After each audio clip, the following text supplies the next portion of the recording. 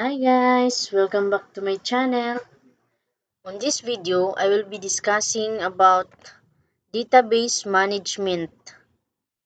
And these are the content, database and how database interact with data and information, data integrity and the qualities of valuable information, meaning of character, field, record and file maintenance techniques and validation techniques, difference between a file processing approach and database approach, common function to most database management systems, characteristic of recreational, object-oriented, and multidimensional databases, how to access web databases, and the last one, the responsibilities of database analysts and administrators. First, database and how database interact with data and information. Database allows access, retrievals, and use of that data. So, si database can access and retrieve. That is database. Database software is the other name of database management system. So, database software or database management system. Database management system, for short, is DBMS.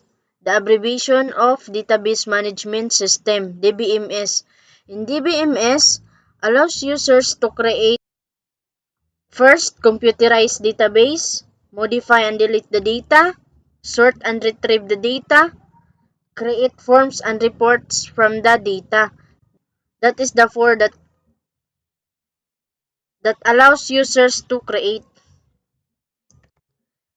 data and process items. When you read this word and process items, that is a data, can include text, number, images, audio, and video. Next, data integrity and the qualities of valuable information. Data integrity identifies the quality of data. That is data integrity, identifying the quality of data. Use information to make decisions and take actions. This is the qualities of valuable information. First, verifiable information, timely information, accurate information, organized information, accessible information, useful information, cost-effective information. And verifiable information can be proven as correct or incorrect. When you read this word correct or incorrect, that is a verifiable information. And timely information has an age suited to its use. In, inaccurate information, error-free. From the word accurate, error, correct to right. In organized information, arranged to suit the needs and requirements of the decision maker. So, naka-arrange. From the word organize. So that is the organized information, arranged to suit the needs and requirements of the decision maker. Accessible information, available when the decision maker needs it.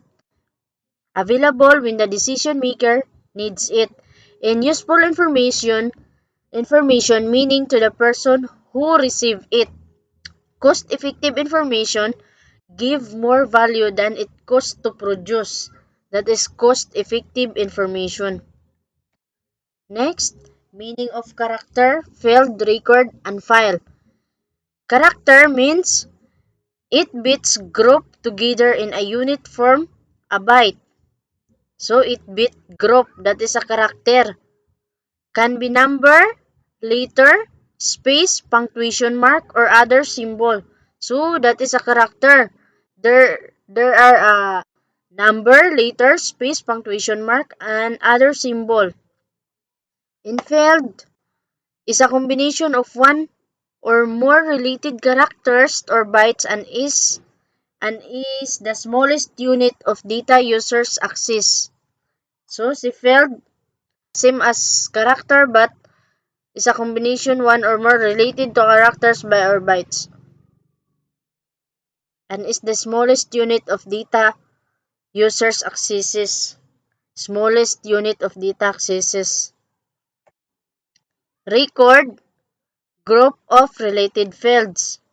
Then si file, Data file or file is a collection of related records stored on a storage medium such as hard disk or optical disk. Next, file maintenance techniques and validation techniques. File maintenance refers to the procedures that keep data current. In validation or validation techniques is the process of comparing data with a set of roles or values to find out if the data is correct. That is a validation techniques. Difference between a file processing approach and database approach. File processing system or file processing approach, each department or area within an organization has its own set of data files. So there is own set of data files. In database approach, many programs and users share the data in a database. So that is a database approach. Many programs and users share the data in a database. Common function to most database management systems. Database management system or DBMS are available for many sizes and types of computer, whether designed for a small or large computer. Most DBMS or database management system perform common function. So that is the common function to most database management system or DBMS for short. Characteristic of recreational, object-oriented, and multidimensional databases. Relational database stores data in tables that consist of rows and columns. That is a relational database stores data in tables. In object-oriented database or OODB store data in object. But in multidimensional database, stores data in dimension. Multidimensional stores data in dimension. In object-oriented database, stores data in object. Relational database. Relational database stores data in tables. How to access web database. To access data in a web database, you fill in a form or enter search text on a web page, which is the front end to the database. So you can enter text search in a web page. A web database usually resides on a database server, which is a computer that stores and provides access to a database. So, si web database usually resides a database server. The responsibilities of database analysts and administrators. A database analyst or DE or data modeler focuses on the meaning and the usage of data. But in database administrator or DBE requires a more technical inside view of data. So, si database analyst, modeler. In database administrator, requires a more technical inside a view of data. Okay, let us proceed to the usage at work. Example for this is the health sciences. If you want to read the given example, you can pause my video. Medyo mahaba man ang example. I will explain it to you directly. Have you observed the hospital? When the patient or the watcher asked the patient results, the employees answered, "Wait for a while, ma'am or sir. I'll check first the system or computer." Because using a database, it can easily find the result and also during discharge or billing. Because it can automatically view all the expenses you use in the hospital, like medicines, etc. Next is high-tech talk. Example for this is normalization, ensuring data consistency. Let us see the given example.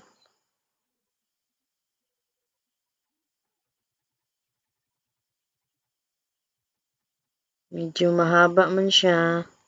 You can read your own. Height. Ensuring data consistency.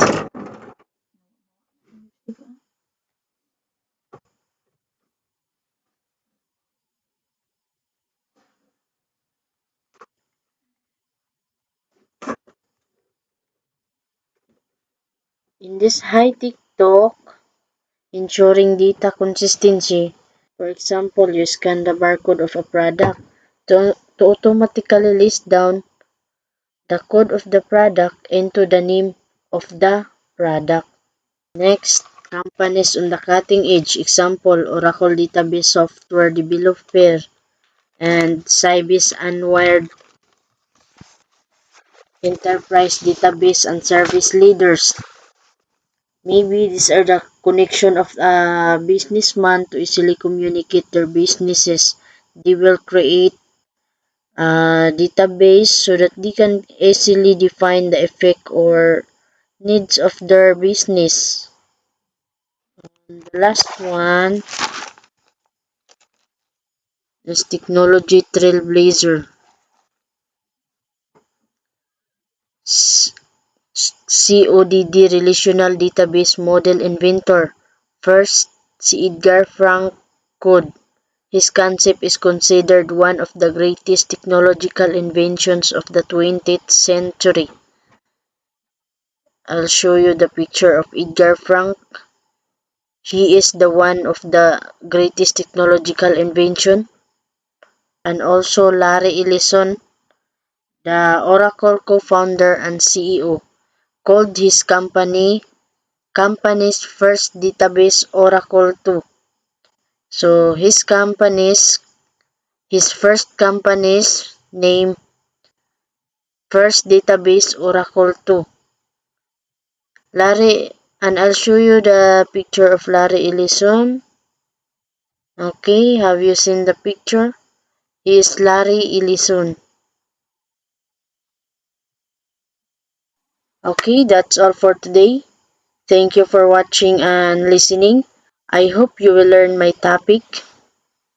Bye!